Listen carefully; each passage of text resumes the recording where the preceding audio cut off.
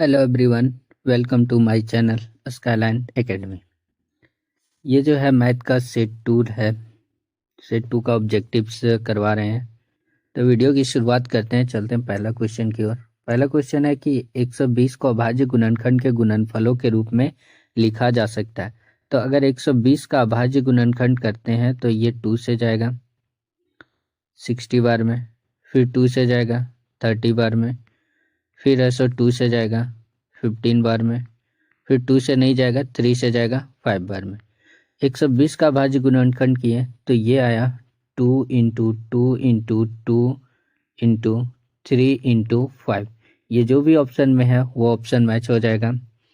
तो इसमें चेक करते हैं। तो फर्स्ट ऑप्शन में है 2 into 2 into 2 into 3 into 5, option A हो जाएगा। क्वेश्चन नंबर 2, 26 और 91 का HCF है। तो 26 और 91 का HCF निकालना है। तो 26 का अगर फैक्टर करते हैं 26 का तो ये आता है 2 इंटू 13 आता है, और 91 का करते हैं तो 7 इंटू 13 आता है। तो यहाँ पर है सो दोनों में कॉमन जो आया 13 आया, तो HCF इसका है सो 13 हो जाएगा, ऑप्शन बी हो जाएगा। क्वेश्चन नंबर 3 है कि 3 + 2√5 कैसी संख्या है। तो 3 + 2√5 जो है वो एक अपरिमेय संख्या है। क्यों? क्योंकि है सो यहाँ पर √5 जो है वो अपरिमेय है, तो इसके साथ जो भी संख्या है वो अपरिमेय संख्या होगी। क्वेश्चन नंबर 4, यूक्लिड विभाजन एल्गोरिथ्म के अनुसार a = BQ + R में b है। तो b जो है उसका वैल्यू लिखना है, तो क्या हो जाएगा, b यहाँ पर भाजक हो जाएगा। क्योंकि भाज्य बराबर होता है भाजक गुने भागफल प्लस शेषफल, तो b जो है वो भाजक का काम करेगा। क्वेश्चन नंबर 5 है कि y = px का ग्राफ दिया गया है, तो बहुपद px के शून्यकों की संख्या क्या होगी। तो यहाँ पर px के शून्यकों की संख्या देखा जाए तो एक अक्ष पर कौन कौन से पॉइंट कट कर रहा है, 1 पॉइंट, 2 पॉइंट, 3 पॉइंट, 4 पॉइंट। एक अक्ष को 4 पॉइंट कट किया जा रहा है, तो इसके शून्यकों की संख्या 4 हो जाएगी, ऑप्शन सी। क्वेश्चन नंबर 6 है कि द्विघात बहुपद ax² + bx + c है, तो इसके शून्यकों का योग क्या होगा।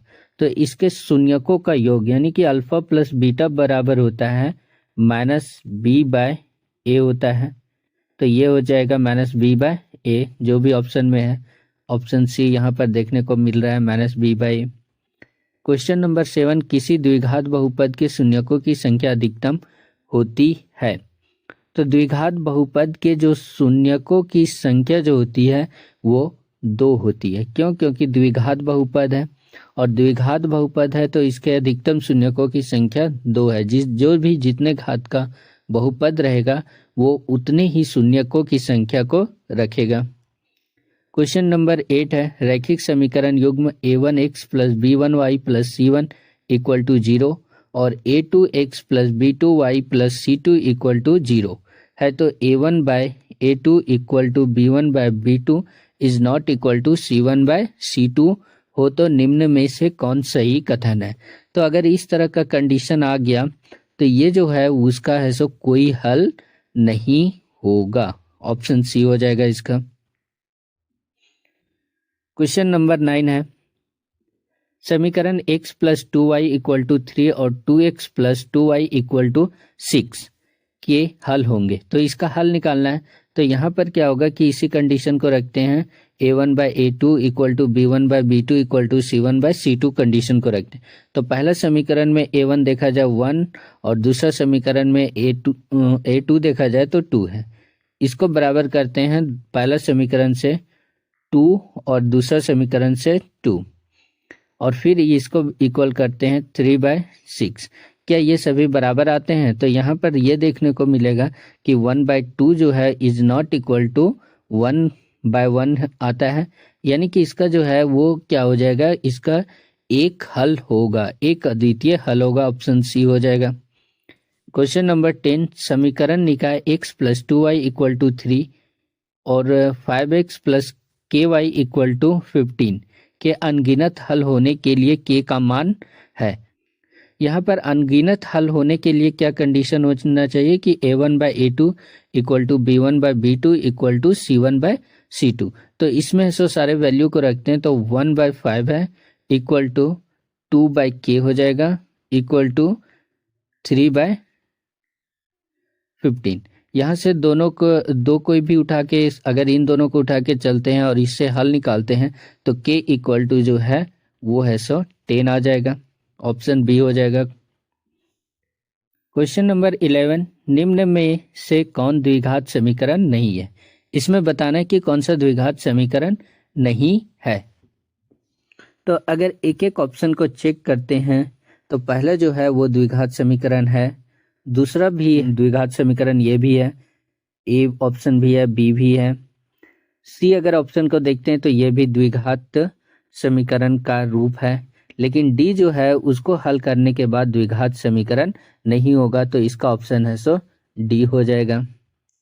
क्वेश्चन नंबर 12, द्विघात समीकरण ax² plus bx plus c equal to 0 के मूल वास्तविक और समान बोला गया है। ठीक है, तो वास्तविक और समान कब होता है, जब d का वैल्यू है 0 के बराबर आता है, तो ऑप्शन ए हो जाएगा इसका। क्वेश्चन नंबर 13, द्विघात समीकरण 3x² minus 5x plus 2 equal to 0 के विविक्तर का मान है। तो यहाँ पर इसका विविक्तर d का वैल्यू निकालना है, तो d बराबर होता है b² माइनस 4ac। तो यहाँ पर इसका वैल्यू रखते हैं, b का वैल्यू है -5 है, तो -5 का स्क्वायर हो जाएगा, माइनस 4 इंटू ए के जगह पर 3 है और c के जगह पर 2 है। इसको सॉल्व करते हैं तो हमारे पास आता है 25 माइनस 24 इक्वल टू 1, और 1 जो d बराबर है 1 आया, और 1 0 से बड़ा होता है, तो इस यहाँ पर d का वैल्यू है 1 आ गया, ऑप्शन बी हो जाएगा।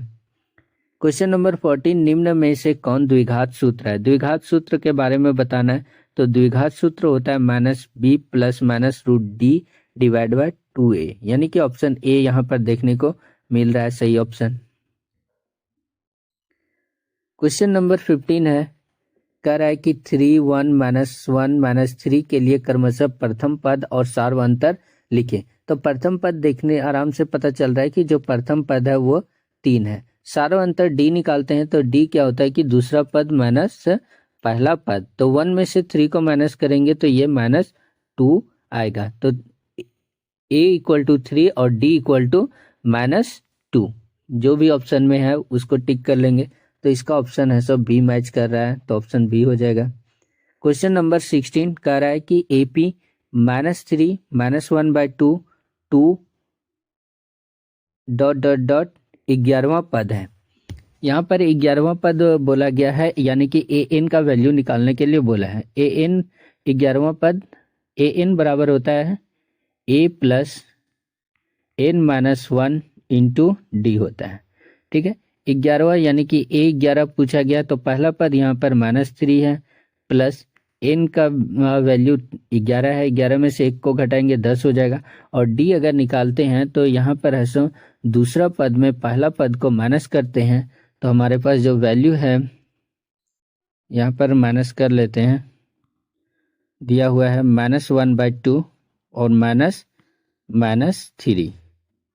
इसको सॉल्व करते हैं तो -1/2 प्लस 3, और यहाँ पर आ जाएगा एलसीएम 2 आ जाएगा, और यहाँ से -1 प्लस 6 यानी कि 5/2। डी का वैल्यू जो है वो 5/2 आ गया, तो 5/2 यहाँ पर रख लेते हैं, डी का वैल्यू 5/2, ये 2 और 10 कैंसिल होकर 5 बार में A11 आ जाएगा -3 प्लस 5 5 जा 25, और यहाँ से 25 में 3 को माइनस करते हैं तो 22 आता है, तो 22 जो भी आंसर में है वो हो जाएगा ऑप्शन बी, देखने को मिल रहा है 22, तो ऑप्शन बी हो जाएगा। क्वेश्चन नंबर 17 है कि प्रथम n धन पूर्णांकों का योगफल होता है, तो n धन पूर्णांकों का योगफल होता है n into n plus 1 divide by 2, option B हो जाएगा। क्वेश्चन नंबर 18 है, आकृति में त्रिभुज ABC समरूप है त्रिभुज PQR है, जिसमें प्रयुक्त समरूपता कसौटी बतानी है। तो यहाँ पर देखते हैं कि एंगल ए बराबर एंगल पी है, एंगल बी बराबर एंगल क्यू है और एंगल सी बराबर एंगल आर है। ओके, तो यहाँ पर है सो कौन सा समरूपता लगेगा, तो ए समरूपता कसौटी लगेगी, ऑप्शन ए हो जाएगा। क्वेश्चन नंबर 19 है कि एक समलंब ए बी सी डी जिसमें ए बी समांतर सी डी है के विकर्ण परस्पर बिंदु ओ पर कटते हैं। यदि ए बी बराबर 2 सी डी है तो त्रिभुज ए ओ बी तथा त्रिभुज सी ओ डी के क्षेत्रफल का अनुपात क्या होगा। तो यहाँ पर ए बी सी डी एक समलंब चतुर्भुज है। तो इस तरह से समलंब चतुर्भुज है ए बी सी डी, और इसके जो विकर्ण है वो परस्पर क्या होते हैं कि ओ पर प्रतिच्छेद करते हैं। यदि ए बी बराबर 2 सी डी है, यहाँ पर ए बी बराबर जो है वो 2 सी डी है, तो बोला गया है त्रिभुज ए ओ बी और त्रिभुज सी ओ डी इन दोनों के क्षेत्रफलों का अनुपात क्या होगा, तो इसके बारे में बताना है। ओके, यहाँ पर जो दोनों त्रिभुज है, त्रिभुज ए ओ बी और त्रिभुज सी ओ डी, ये दोनों त्रिभुज क्या होंगे, समरूप होंगे। और समरूप त्रिभुज जो होंगे, अगर दो त्रिभुज समरूप हो गए, ए ओ बी समरूप है त्रिभुज सी ओ डी, और दोनों त्रिभुज समरूप हो गए तो उनके क्षेत्रफल जो है वो है सो समानुपाती होगा उन दोनों त्रिभुजों के संगत भुजाओं के वर्ग के समानुपाती के बराबर होगा। तो यहाँ पर है सो ए बी का वैल्यू और सी डी का वैल्यू दिया हुआ है, तो यहाँ से A B by C D का होल स्क्वायर हो जाएगा, और ए बी का वैल्यू है सो दिया हुआ है 2 सी डी, तो ए बी के जगह पर 2 सी डी रख दिया और यहाँ पर सी डी रख दिए, इसका होल स्क्वायर हो जाएगा। सी डी से सी डी कैंसिल, यानी कि 2 का स्क्वायर 4/1 आ जाएगा, और यहाँ से इसका रेशियो 4:1 आ जाएगा। तो इसमें मैच कर लेते हैं, ऑप्शन में क्या हो जाएगा 4:1, ऑप्शन सी हो जाएगा। क्वेश्चन नंबर 20 है कि त्रिभुज ए बी सी में ए बी बराबर 7 सेंटीमीटर, ए सी बराबर 25 सेंटीमीटर और बी सी बराबर 24 सेंटीमीटर है, तो कोण बी का मान क्या होगा। तो इसको चेक करने के लिए पाइथागोरस प्रमेय को अप्लाई करना होगा। पाइथागोरस प्रमेय अगर अप्लाई करते हैं तो हमारे पास जो वैल्यू आएगा उससे पता चल जाएगा कि कोण बी क्या होगा। ओके, तो पाइथागोरस थ्योरम अप्लाई करते हैं। यहाँ पर ए सी स्क्वायर बराबर A B square plus B C square. A C जो है वो 25 है, 25 का स्क्वायर हो जाएगा। ए बी का वैल्यू है सो 7 है, तो 7 का स्क्वायर हो जाएगा, और बी सी का वैल्यू 24 का स्क्वायर। अगर 25 का स्क्वायर करेंगे तो 625 आएगा, और 7 का स्क्वायर 49 प्लस 24 का स्क्वायर 576। इधर राइट हैंड साइड में जोड़ते हैं तो 625 आ गया। LHS बराबर RHS आ गया, मतलब कि कोण बी बराबर जो है वो 90 डिग्री हो जाएगा, ऑप्शन सी हो गया। क्वेश्चन नंबर 21 की वाई अक्ष से बिंदु 3, 5 की दूरी होगी। वाई अक्ष से बोला गया है, ठीक है। तो वाई अक्ष से जो बिंदु 3, 5 की दूरी क्या होगी। यहाँ पर वाई अक्ष से दूरी बोला गया। अगर इसका इस तरह से ग्राफ बनाते हैं तो अगर 3 पॉइंट यहाँ पर है और वाई अक्ष में 5 है यहाँ पर, तो 3 और 5 अगर रहता है यहाँ पे, तो इस पॉइंट पर वाई अक्ष से दूरी, वाई अक्ष ये है तो इससे जो दूरी होगी वो 3 होगी, ऑप्शन सी हो जाएगा इसका। क्वेश्चन नंबर 22 कह रहा है कि बिंदुओं -10, 6 और 6 -10 को मिलाने वाली रेखा के मध्य बिंदु का नियामक है।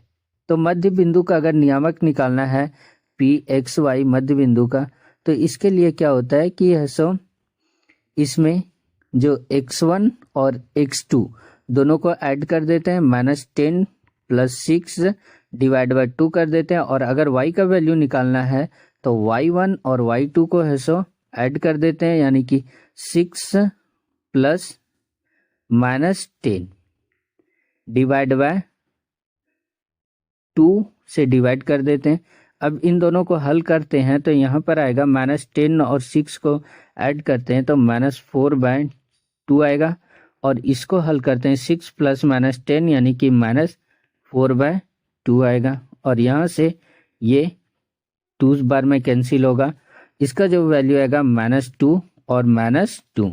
ऑप्शन यहाँ पर देखने को मिल रहा है कि बी ऑप्शन ये मैच कर रहा है, ऑप्शन बी हो जाएगा। ओके, बढ़ते हैं नेक्स्ट क्वेश्चन की ओर।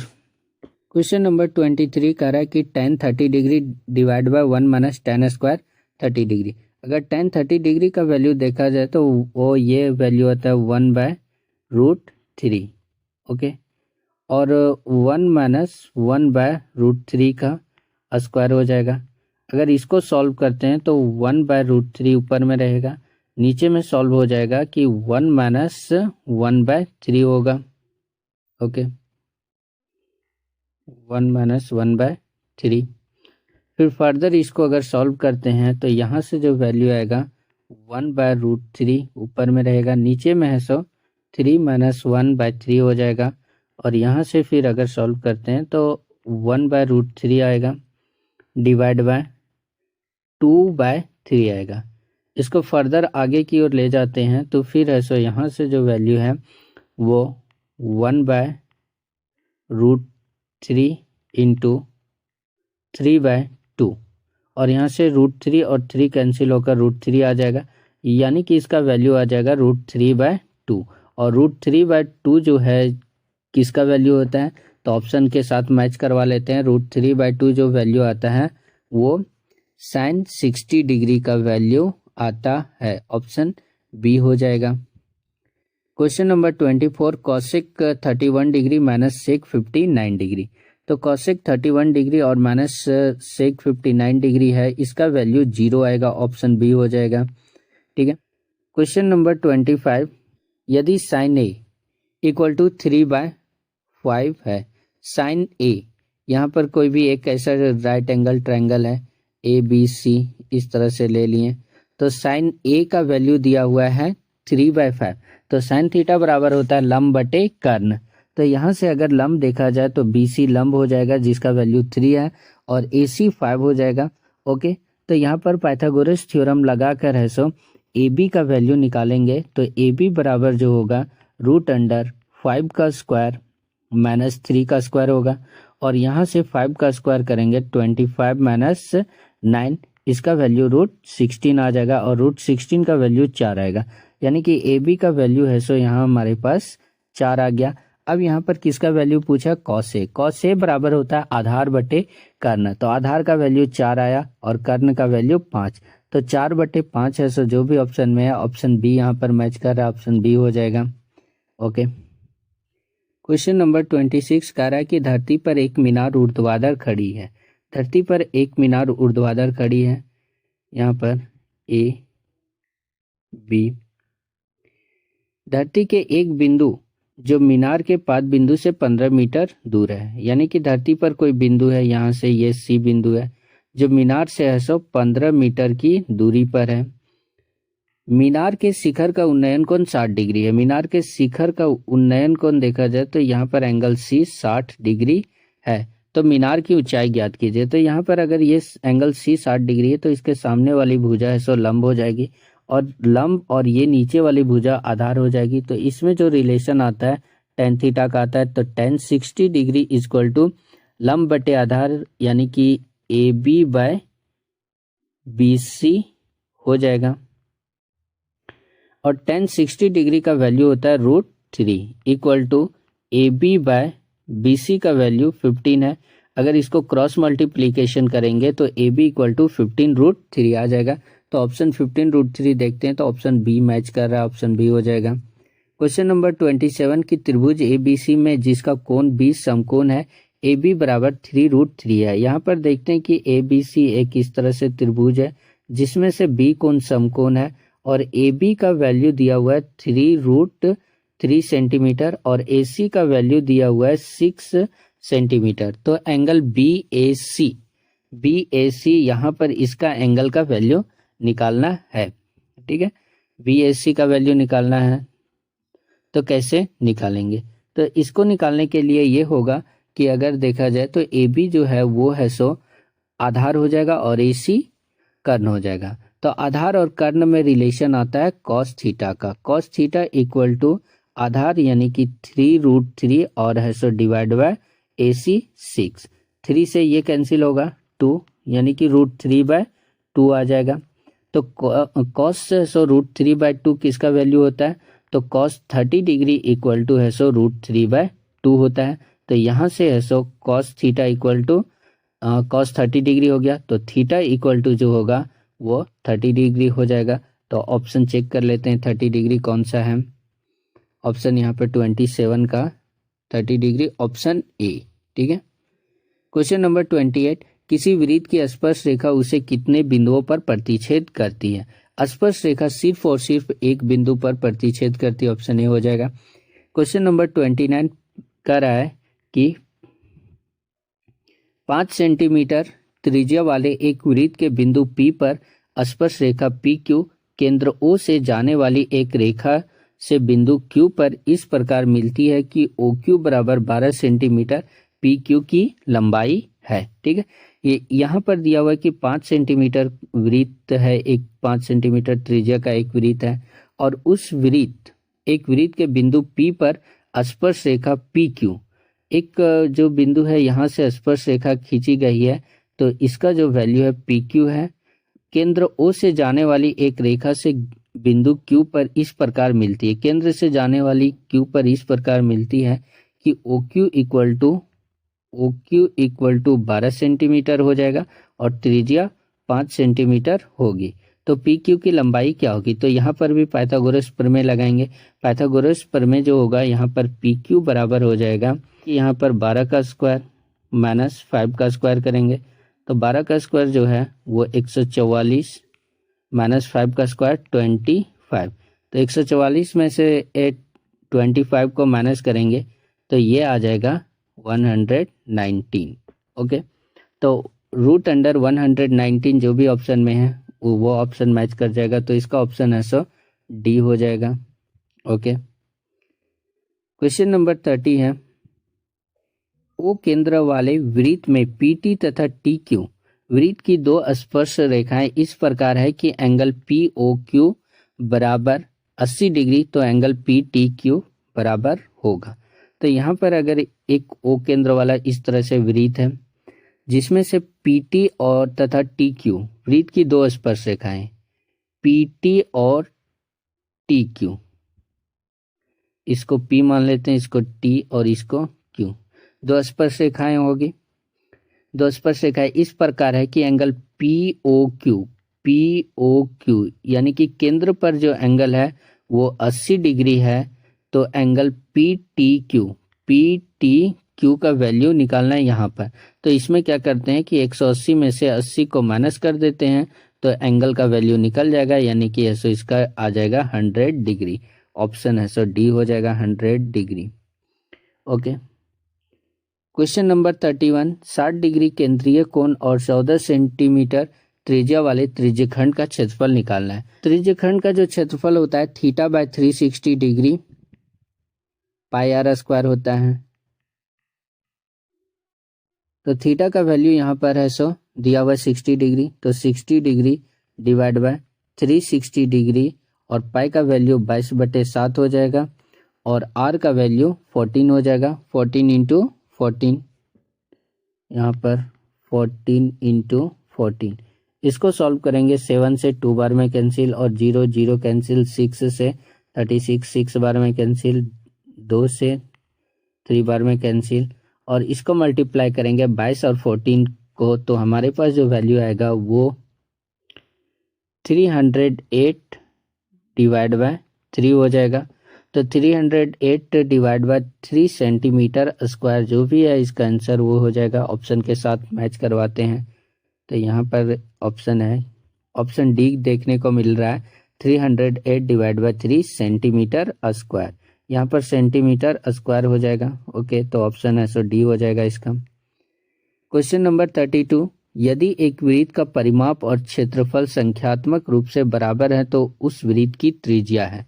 ठीक है, परिमाप का वैल्यू होता है 2πr वृत्त का, और जो क्षेत्रफल है πr² होता है। तो इसका अगर देखा जाए तो पाई से पाई कैंसिल, एक r कैंसिल, तो r बराबर जो हो जाएगा 2 मात्रक हो जाएगा। ऑप्शन ए आ जाएगा। क्वेश्चन नंबर 33, r त्रिज्या वाले वृत्त के चतुर्थांश का क्षेत्रफल। तो चतुर्थांश के जो वृत्त के चतुर्थांश का क्षेत्रफल हो जाएगा, वृत्त को 4 भागों में करेंगे तो 1/4πr² हो जाएगा। तो ऑप्शन के साथ मैच करवा लेते हैं, 1/4πr²। तो ऑप्शन सी मैच कर रहा है, 1/4πr²। क्वेश्चन नंबर 34, r त्रिज्या तथा h ऊंचाई वाले बेलन का आयतन क्या होगा। तो बेलन का जो आयतन होता है वो होता है πr²h। ठीक है, तो इसके साथ मैच करवाते हैं, πr²h, ऑप्शन ए हो जाएगा। क्वेश्चन नंबर 35 कह रहा है कि 14 सेंटीमीटर त्रिज्या वाले अर्धगोले का वक्र पृष्ठीय क्षेत्रफल। तो अर्धगोले का वक्र पृष्ठीय क्षेत्रफल होता है 2πr²। इसको सॉल्व करते हैं, 2 इंटू पाई का वैल्यू 22/7 और r का वैल्यू यहाँ पर 14 दिया हुआ है, 14 इंटू 14 हो जाएगा।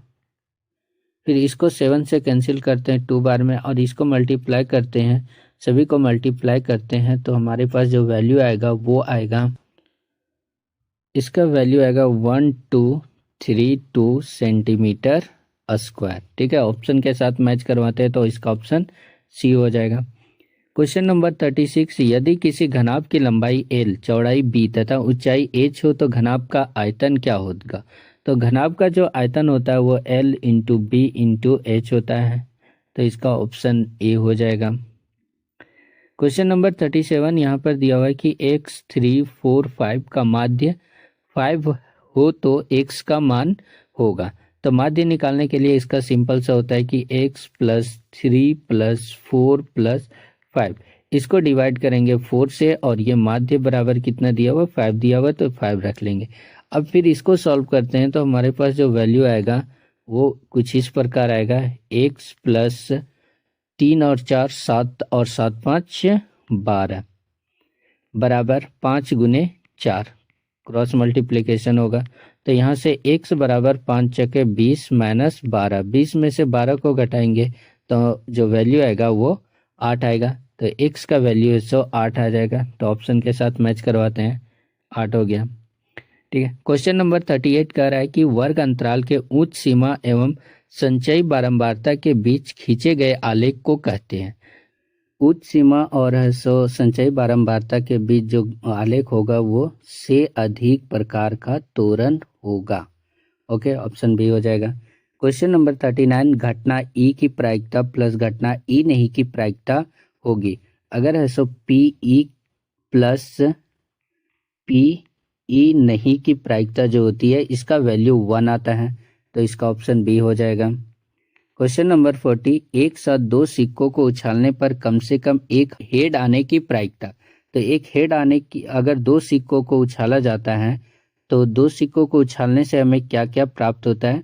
तो जो घटना घटती है वो हेड हेड आ सकता है, हेड टेल आ सकता है, टेल हेड आ सकता है, और है सो टेल टेल आ सकता है। तो ये से टोटल 4 है सो संभव परिणाम होंगे। अब इसमें से कह रहा है कि है सो कम से कम एक हेड आने की प्रायिकता। तो एक हेड आने, कम से कम एक से अधिक भी आ सकता है। तो इस ऐसे जो घटना घटेगी वो 3 बार घटेगी। तो इसका जो प्रायिकता होगी 3/4, ऑप्शन डी हो जाएगा। ओके, तो ये थे सेट 2 के सारे 40 ऑब्जेक्टिव। तो अगर वीडियो अच्छा लगे तो लाइक कीजिए, और चैनल पे नए हैं तो सब्सक्राइब कीजिए। ओके, वीडियो को एंड करते हैं।